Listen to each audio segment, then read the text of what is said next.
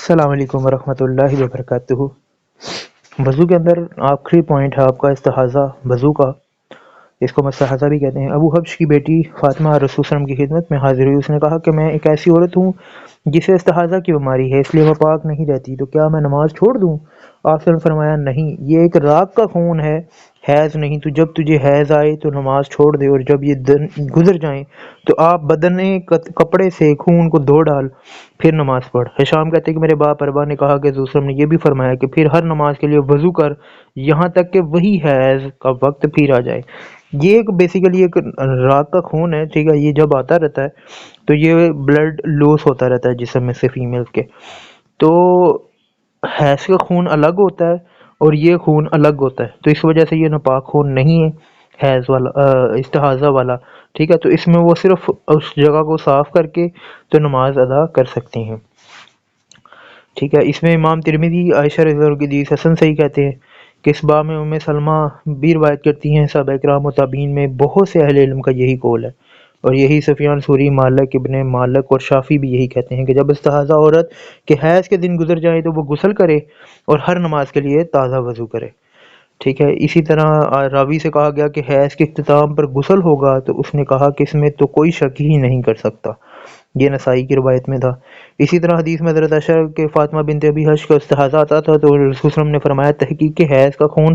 سیاہ ہوتا ہے اور پہچانا جاتا ہے، جب یہ خون ہو تو نماز سے رک جاؤ، اور جب دوسرا خون یعنی کہ استحاضہ ہو تو وضو کر کے نماز پڑھو، یعنی کہ جو استحاضہ خون ہوگا وہ گاڑھا نہیں ہوگا،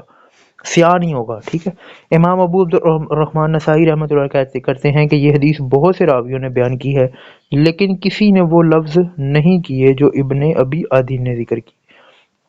اسی طرح عادی کے دادا عبید بن عازب کہ نبی صلی اللہ علیہ وسلم نے مستحاضہ کے سلسلے میں فرمایا وہ ان دنوں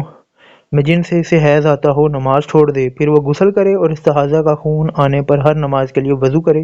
روزے رکھے اور نماز پڑھے۔ اسی طرح شریک نے اسی مفہوم کے ساتھ اس کی حدیث بیان کی ہے کہ امام ترمذی کہتے ہیں کہ اس حدیث میں شریک ابو القیطان سے روایت ہے کرنے میں منفرد ہیں، ٹھیک ہے، اور احمد اور اسحاق بن راویوں مستحاضہ عورت کے بارے میں کہتے ہیں کہ اگر وہ ہر نماز کے وقت غسل کرے تو یہ اس کے لیے زیادہ احتیاط کی بات ہے، اور اگر وہ ہر نماز کے لیے وضو کرے تو یہ اس کے لیے کافی ہے، اور اگر وہ ایک غسل سے دو نمازیں جمع کرے تو بھی کافی ہے، کیونکہ یہ بھی ثابت ہے، ٹھیک ہے۔ اسی طرح اگلی حدیث میں جو ہے وہ حمنہ بنت جش جو ہیں وہ کہتی ہیں، یہ ایک لمبی حدیث ہے کہ میں سخت قسم کے استحاضہ میں مبتلا رہتی تھی، نبی صلی اللہ علیہ وسلم کی خدمت میں مسلسل پوچھنا اور آپ کو اس کی خبر دینے کے لیے حاضر ہوئی، میں نے آپ صلی اللہ علیہ وسلم کو اپنی بہن زینب بنت حجش کے گھر پایا تو عرض کیا اے رسول اللہ میں سخت قسم کے استحاضہ میں مبتلا رہتی ہوں، اس سلسلے میں آپ مجھے کیا حکم دیتے ہیں؟ تو اس نے تو مجھے صوم صلاح یعنی کہ نماز اور روزے دونوں سے روک دیا، آپ نے فرمایا میں تجھے روئی رکھنے کا حکم دے رہا ہوں، اس سے خون بند ہو جائے گا، انہوں نے عرض کیا وہ اس سے زیادہ ہے یعنی کہ روئی سے نہیں رکتا، آپ نے فرمایا تو لنگوٹ باندھ لیا کرو، کہا خون اس سے بھی زیادہ ہے تو آپ نے فرمایا تم لنگوٹ کے نیچے کپڑا رکھ لیا کرو، کہا گیا کہ اس سے بھی زیادہ ہے مجھے بہت تیزی سے خون بہتا ہے، تو نبی صلی اللہ علیہ وسلم نے فرمایا میں تجھے دو باتوں کا حکم دیتا ہوں، ان دونوں میں سے تم جو بھی کر لو تمہارے لیے کافی ہوگا، اور اگر تم دونوں پر قدرت رکھ سکو تو زیادہ بہتر ہے، آپ نے فرمایا یہ صرف شیطان کی چوٹ مار ہے، تو 6 یا 7 دن جو اللہ کے علم میں ہے انہیں تو حیض کے شمار کے کر، پھر غسل کر لے، اور جب تو سمجھ لے کہ تو پاک صاف ہو گئی ہے تو 24 یا 33 دن نماز پڑھ اور روزے رکھ،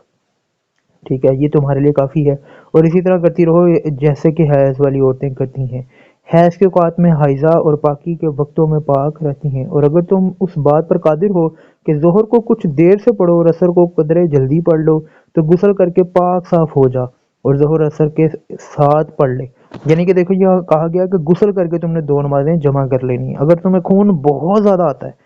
ٹھیک ہے، تو ظاہری بات ہے جب ٹانگوں میں سارا وہ خون لگ جائے گا تو اس کو دھو کے ہی تو نماز پڑھے گی نا وہ، پھر مغرب کو ذرا دیر کر اور عشاء کو کچھ پہلے کر لے،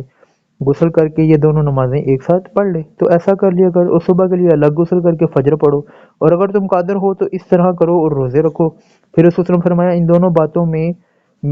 سے یہ دوسری صورت مجھے زیادہ پسند ہے، ٹھیک ہے، انہوں نے دوسری چیز کے اوپر زیادہ عمل کیا۔ اسی طرح اگلی حدیث میں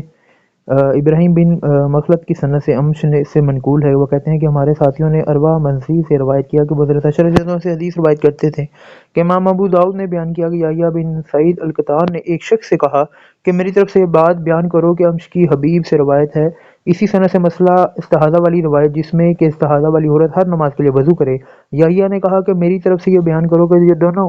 حدیثیں نہ ہونے کے برابر یعنی کہ ضعیف ہیں۔ امام ابو داؤد رحمۃ اللہ کے سفیان ثوری سے مروی کہتے ہیں کہ ہمیں حبیب نے جو روایت بیان کی ہے وہ سب عروی مزنی سے روایت ہوتی ہیں، عروہ بن زبیر سے کچھ بیان نہیں کیا۔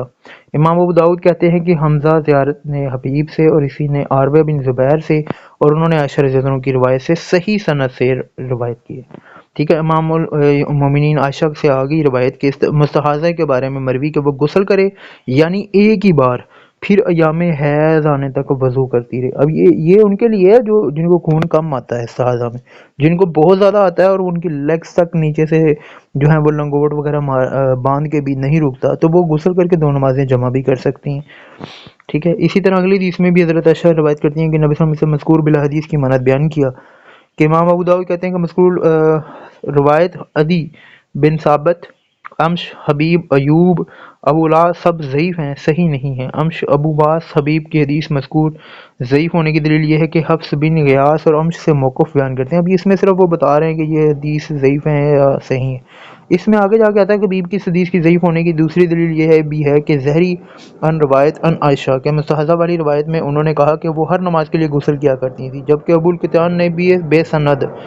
ٹھیک ہے، تو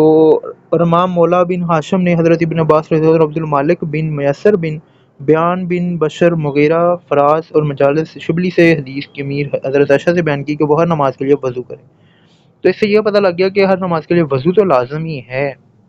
ٹھیک ہے، لیکن جس کو زیادہ آ رہا ہے تو وہ غسل کر لے تو وہ اس کے لیے زیادہ بہتر ہے، ٹھیک ہے۔ اسی طرح اگلی حدیث میں بھی مستحاضہ کے غسل کے بارے میں سوال کروں تو انہوں نے کہا کہ ظہر سے ظہر تک کے لیے غسل کرے اور اس کے مابین باقی ہر نماز کے لیے وضو کرے، اگر اس پر خون غالب ہو جائے کپڑے کا لنگوٹ باندھ لے، یہی وہی سیم چیز جو پہلے گزر چکی۔ ظہر سے ظہر تک کے بارے میں میرا گمان یہ ہے کہ دراصل طہر سے طہر یعنی کہ پاکی سے پاکی تک، لیکن کسی کو وہم ہوا تو اس نے اسے ظہر سے ظہر تک بنا دیا، ٹھیک ہے، تو طہر یعنی کہ پاکی سے پاکی تک یعنی کہ حیض کے دن نکال کے، ٹھیک ہے۔ اسی طرح اگلی حدیث، محمد بن عثمان نے قاسم بن محمد سے مستحاضہ کے بارے میں سوال کیا تو انہوں نے کہا کہ اپنے حیض کے دنوں میں نماز چھوڑ رہے، پھر ان کے ختم ہونے پر غسل کرے اور نماز پڑھنا شروع کر دے، اور پھر ان دونوں کے درمیان موقع بہ موقع غسل کرتی رہے۔ اسی طرح اگلی حدیث میں بھی کہ مستحاضہ پر ہر نماز کے لیے تجدید وضو کے قائل نہ تھے، الا یہ کہ اسے خون کے علاوہ کوئی اور حدث لائق ہو تو وضو کرے، ٹھیک ہے، تو یہ ایک الگ حدیث ہے، لیکن ان سب حدیثوں سے یہ چیز ثابت ہو گئی کہ وضو اس پہ لازم ہے، ٹھیک ہے، لیکن اگر اس کے بلڈ جو ہے وہ ٹانگوں کو اور ہر چیز کو لگ جاتا ہے تو بہتر ہے کہ وہ دو نمازوں کو جمع کرنا شروع کر دے،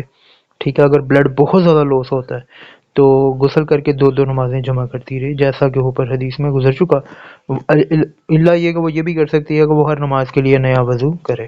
ٹھیک ہے، اور لنگوٹ اچھی طرح باندھ لے تاکہ وہ بلڈ جو ہے وہ باہر کی طرف لیگز پہ یا ادھر ادھر نہ گرے۔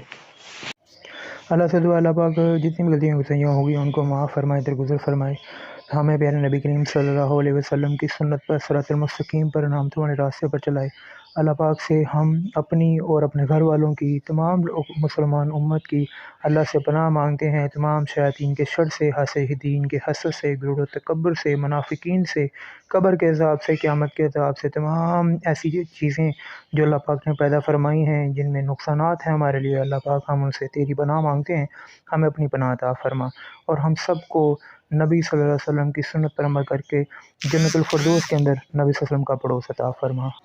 زیادہ سے زیادہ لوگوں تک یہ ویڈیوز، یہ پیغامات شیئر کریں، اور مزید ایسی ویڈیوز دیکھنے کے لیے ہمارا چینل سبسکرائب کریں، الارم کے بٹن پہ آل پہ کلک کریں، لائک اور کمنٹ کریں۔ شکریہ۔ السلام علیکم ورحمۃ اللہ وبرکاتہ۔